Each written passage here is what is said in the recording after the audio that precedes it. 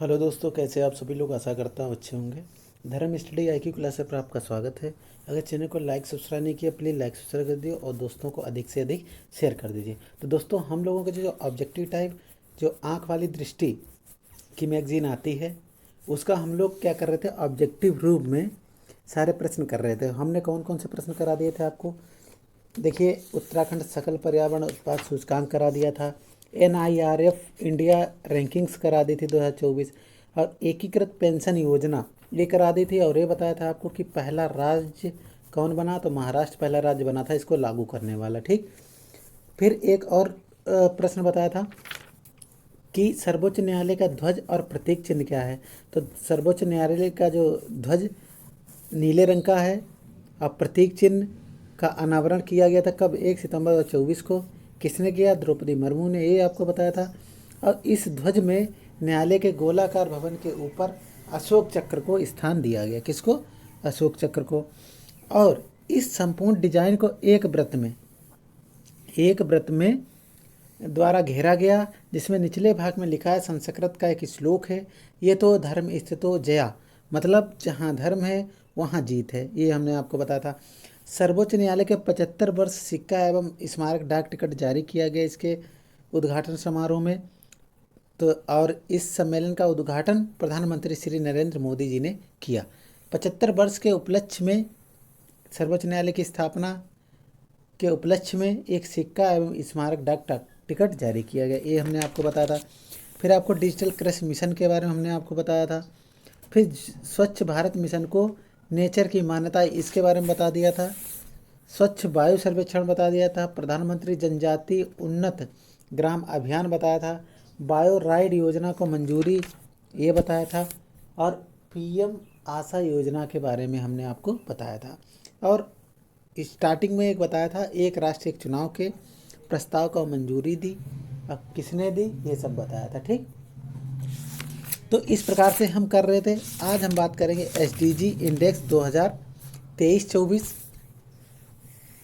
इसमें महत्वपूर्ण एक नीति आयोग की पहल है। किसकी है, संयुक्त राष्ट्र भारत एवं UNDP इंडिया की एक साझेदारी नीति आयोग की एक पहल है। तो यह SDG जो इंडेक्स जारी किया जाता है वो किसके किसके आधार पर जारी किया जाता है। एक संयुक्त राष्ट्र मतलब भारत एवं UNDP इंडिया की साझेदारी में नीति आयोग की एक पहल है, SDG इंडेक्स 2023-24। अब इसमें याद करने का जो स्मरणीय तथ्य हैं वो 12 जुलाई 2024 को, ये डेट लिख लीजिएगा, 12 जुलाई 2024 को, 24 ऐसे लिख दें, 12 जुलाई 2024 को नीति आयोग द्वारा SDG इंडेक्स का चौथा संस्करण, किस नंबर का, चौथा संस्करण जारी किया गया। क्लियर। अब इसकी विषय या थीम क्या है, तो इसकी अगर थीम यहाँ पे लिखना चाहें तो थीम आप लिख सकते हैं। थीम है विकसित भारत की ओर सतत प्रगति समावेशी विकास। ठीक। विकसित भारत, विकसित भारत, विकसित भारत की ओर सतत प्रगति और समावेशी विकास। ठीक। SDG इंडिया इंडेक्स का चौथा संस्करण है। 16 लक्ष्यों एवं 17वें लक्ष्य पर गुणात्मक विश्लेषण किया गया है। अब कभी कभी ये पूछ लेता था SDG 1 किससे संबंधित है, SDG 2 किससे संबंधित है, तो ये पूछता है। तो SDG अगर इंडिया इंडेक्स सर्वाधिक सुधार दर्ज करने वाले 5 राज्य या केंद्रशासित प्रदेशों को शामिल करेंगे, तो उसमें नंबर 1 पे आता है उत्तर प्रदेश। कौन सा आता है, उत्तर प्रदेश। ठीक। तो ये याद रखना। चलिए अब थोड़ा रिवीजन करते हैं। SDG India index, SDG India index का चौथा संस्करण कब जारी किया गया, 12 जुलाई 2024 को। इंपॉर्टेंट है, याद रखिएगा। फिर अगला है SDG इंडिया इंडेक्स 2023 और 24, 2023 और 24। ठीक। SDG इंडिया इंडेक्स 2023-24 का केंद्रीय विषय क्या है, ये भी आपको हमने बताया। क्या बताया, विकसित भारत की ओर सतत प्रगति और समावेशी विकास, ये हो गया आपकी थीम। फिर है SDG इंडिया इंडेक्स 2023-24 के तहत प्रत्येक राज्य और केंद्रशासित प्रदेश के समग्र स्कोर की गणना किस स्कोर रेंज के साथ की जाएगी या रेंज में की जाएगी, तो याद रखना ये आपका रहेगा 0 से 100। 0 से 100 के बीच। जैसे आकांक्षी आएंगे, एस्पिरेंट जो राज्य होंगे वो 0 से 49 अंक तक होंगे। ये लिखना चाहेंगे लिख लें, 0 से 49 तक आपके आएंगे आकांक्षी। ठीक, फिर उसके बाद अगर करें प्रदर्शन परफॉर्मर की बात करेंगे तो 50 से 64, 50 से 64 ये परफॉर्मर की बात करेंगे या प्रदर्शनकर्ता की बात करेंगे राज्य। ठीक, फिर इसके बाद अगर बात करेंगे अग्रणी फ्रंट रनर, ये 65 से लेकर 99 तक फ्रंट रनर आएगा। ठीक, फिर लक्ष्य प्राप्त करता जो अचीवर की श्रेणी में आएगा वो 100 अंक उसे मिलेंगे। कितने मिलेंगे? 100 अंक मिलेंगे। ठीक, अगला प्रश्न है, यदि किसी राज्य केंद्र शासित प्रदेश ने एसडीजी इंडिया इंडेक्स में 100 अंक प्राप्त किए हैं तो वो किस श्रेणी में आएगा? बहुत अच्छी बात है, अभी मैंने आपको बताया वो अचीवर्स की श्रेणी में आएगा। किसमें? अचीवर्स। फिर एसडीजी इंडिया इंडेक्स 2023-24 में भारत का कंपोजिट स्कोर कितना? भारत की अगर बात करेंगे तो एसडीजी इंडिया इंडेक्स 2023-24 में भारत का स्कोर है 71। कितना है? 71 है। ठीक, याद रखिएगा। फिर बात करेंगे, अगला प्रश्न है, एसडीजी इंडिया इंडेक्स का प्रकाशन सबसे पहले किस वर्ष में किया गया था? याद रखना 2018 में सबसे पहले। तो 18 और ये लगभग कितना चल रहा है? 24 चल रहा है, चौथा संस्करण है। तो 18 में पहला संस्करण इसका जारी किया गया था। ठीक, अब है एसडीजी इंडिया इंडेक्स 2023-24 के तहत कितने उपलक्ष्य मतलब सब गोल और संकेतक इंडिकेटर शामिल किए गए? तो ये इंपॉर्टेंट प्रश्न याद रखना। 70 उपलक्ष्य हैं। कितने? 70 उपलक्ष्य हैं और 113 इंडिकेटर्स हैं या संकेत है। क्लियर? फिर है एसडीजी इंडिया इंडेक्स में अग्रणी फ्रंट रनर श्रेणी के लिए राज्यों केंद्र शासित प्रदेशों को कितने अंक प्राप्त हैं? तो देखिए, अगर बात करें राज्यों की, हमने बताया था 65 से 99 के बीच, 65 से 99 के बीच जो है वो फ्रंट रनर है या अग्रणी राज्य हैं। अब उसमें कौन सर्वाधिक है, कौन है, उस पर चर्चा करते हैं। देखिए, शीर्ष राज्य की अगर बात करेंगे तो आपके शीर्ष राज्य यहाँ पर लिखे हुए हैं, केरल और उत्तराखंड नंबर टॉप पर है एसडीजी इंडेक्स 2024 में। ठीक, दूसरा है तमिलनाडु, दूसरा तमिलनाडु मतलब तीसरा कहेंगे, पहला दूसरा तो हो गया केरल उत्तराखंड, तीसरा हो गया तमिलनाडु, चौथा हो गया गोवा, पांचवा हिमाचल प्रदेश, छठा हो गया सिक्किम, सातवां पंजाब। तो याद रखना 1 3 4 6, 1 3 4 6। तो केरल उत्तराखंड पहले दूसरे, तमिलनाडु तीसरा, गोवा चौथा और हिमाचल प्रदेश पाँचवा, छठा सिक्किम, सातवां पंजाब, ये याद रखना। ठीक, अब बात करेंगे इसके आगे सर्वाधिक सुधार। सर्वाधिक सुधार की अगर बात करेंगे तो सर्वाधिक सुधार की अगर बात करें तो उत्तर प्रदेश टॉप पर है भाई साहब। एसडीजी इंडिया इंडेक्स में सर्वाधिक सुधार दर्ज करने वाले शीर्ष राज्य कौन है? उत्तर प्रदेश है।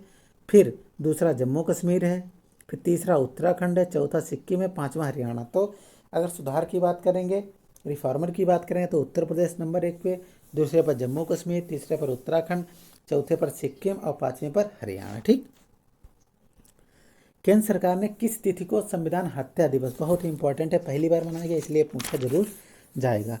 संविधान हत्या दिवस देखिए, अनुच्छेद 352 से अनुच्छेद 360 तक वर्णित है क्या? प्रावधान संविधान आपातकाल का। इमरजेंसी जो है अनुच्छेद 352 से लेकर 360 तक है। 352 में क्या है? राष्ट्रीय आपातकाल है, जो स्वतंत्रता के बाद से अब तक 3 बार देश में राष्ट्रीय आपातकाल की घोषणा हुई है। नंबर 1 पे राष्ट्रीय आपातकाल कब लगा? 352 अनुच्छेद, भारत चीन युद्ध हुआ था 1962। पूरी अगर तिथि याद रखना तो 26 अक्टूबर 1962 को ये चला लागू हुआ और 10 जनवरी 1968 तक देश में आपातकाल घोषित हुआ। तो पहली बार भारत चीन युद्ध हुआ, फिर दूसरी बार 3 दिसंबर 1971 भारत पाकिस्तान युद्ध हुआ और तीसरी बार आपातकाल की नई उद्घोषणा 25 जून 1975 को आंतरिक गड़बड़ी के आधार पर हुई थी। ठीक, इसीलिए 25 जून को संविधान हत्या दिवस मनाया गया। ठीक, संविधान हत्या दिवस मनाने की घोषणा हुई या निर्णय लिया गया। केंद्रीय गृह मंत्रालय द्वारा 11 जुलाई 2024 को एक अधिसूचना जारी कर दी गई कि 25 जून 1975 को आपातकाल की घोषणा के पश्चात तत्कालीन केंद्र सरकार द्वारा सत्ता का घोर दुरुपयोग किया गया था। इसके उपलक्ष्य में 25 जून को संविधान हत्या दिवस मनाया जाएगा। अब इसमें क्या करना है? इस दौरान सदन में आपातकाल में आहत हुए देश के नागरिकों का स्मरण करते हुए 2 मिनट का मौन भी रखा गया ओम बिड़ला ने भारत के इतिहास में 25 जून 1975 के दिन को काला अध्याय बताते हुए तत्कालीन प्रधानमंत्री इंदिरा गांधी की कमिटेड ब्यूरोक्रेसी और कमिटेड जुडिशरी की धारणा को लोकतंत्र विरोधी रवैया करार दिया। ठीक, अब यहीं पर एक बात आती, चल पहले इसका देख लेते हैं। केंद्र सरकार ने किस तिथि को संविधान हत्या दिवस मनाने की घोषणा की है? तो 25 जून को पहली बार मनाया गया, याद रखना। फिर किस आधार पर 25 जून 1900, भैया हमने बता दिया, आंतरिक गड़बड़ी के आधार पर। किस पर? आंतरिक गड़बड़ी के आधार पर लगाया गया था तीसरी बार। अभी तक अनुच्छेद 352 3 बार लगा है। किस मंत्रालय ने संविधान हत्या दिवस की घोषणा की है? याद रखना, केंद्रीय गृह मंत्रालय ने। फिर अगला है 25 जून 1975 को लागू आपातकाल के दौरान किस प्रकार का दुरुपयोग हुआ? अब यहाँ पे सत्ता का घोर दुरुपयोग हुआ था, जिसके कारण 25 जून को संविधान हत्या दिवस मनाया गया। ठीक, 25 जून 1975 को काला अध्याय बताया और इसे लोकतंत्र विरोधी करा दिया। किसने? भैया वर्तमान में जो लोकसभा के अध्यक्ष हैं ओम बिड़ला जी, लगातार दूसरी बार, याद रखना, राजस्थान की कोटा सीट से सांसद हैं। ठीक, सुमन बेरी के बारे में आप बताना कौन है सुमन बेरी। ठीक, फिर आता है केंद्र सरकार ने किस तिथि को हैदरा मुक्ति दिवस। अब इसके बाद एक और दिवस अब पहली बार मनाया गया, क्योंकि 17 सितंबर 1948 को एक ऑपरेशन पोलो चलाया गया था, जिसमें हैदराबाद को मुक्त किया गया था या भारत में मिलाया गया। 13 महीने बाद तक हैदराबाद को आज़ादी नहीं मिली। देखिए, देश आज़ाद हुआ था 15 अगस्त 1947 को, लेकिन 13 महीने तक हैदराबाद को आज़ादी नहीं मिली और यह निजाम के शासन के अधीन था। कौन? हैदराबाद। तो प्रतिवर्ष भारत सरकार ने यह घोषणा की 17 सितंबर को हैदराबाद मुक्ति दिवस मनाया जाएगा। ठीक, तो मनाया जाएगा 17 सितंबर को। फिर अगला प्रश्न है, किस मंत्रालय ने हैदराबाद मुक्ति दिवस? भैया केंद्रीय गृह मंत्रालय। ऐसी कोई अगर घोषणा होती तो केंद्रीय गृह मंत्रालय ही घोषणा करता है मनाने के लिए। हैदराबाद को स्वतंत्रता कब मिली? तो 17 सितंबर 1948 को, याद रखना, 17 सितंबर 1948 को। फिर हैदराबाद क्षेत्र 17 सितंबर 1948 किस पुलिस कार्रवाई के बाद निजाम के शासन में मुक्त हुआ? तो याद रखना, ऑपरेशन पोलो चला था, आपको बता दिया। देखिए, यहाँ पर अगर ऑपरेशन की बात करें, ऑपरेशन सत्य, ऑपरेशन ग्रीन, ऑपरेशन ब्यूटी, अगर बात करें ऑपरेशन पोलो हो गया, अब ऑपरेशन करुणा हो गया, ऑपरेशन गंगा हो गया, इन सारे ऑपरेशन, सारे एक होमवर्क आपको देते हैं, HW में आपका रहेगा ऑपरेशंस, जितने भी एक भारत द्वारा किसी दूसरे देश में भारतीयों की मदद के लिए चलाए, वो आप लोग कर लीजिएगा, पूछे जाते हैं। ठीक है, तो दोस्तों आज हम यहीं तक रखेंगे, थोड़ा जल्दी है, जाना है, तो मिलते हैं आपको अगले वीडियो में। जब तक के लिए जय हिंद, जय भारत। अगर चैनल को लाइक सब्सक्राइब नहीं की, प्लीज़ लाइक सब्सक्राइब कर दीजिए और क्लास कैसी लगी है यह कमेंट बॉक्स में लिखकर बता दिए। धन्यवाद। जय हिंद, जय भारत।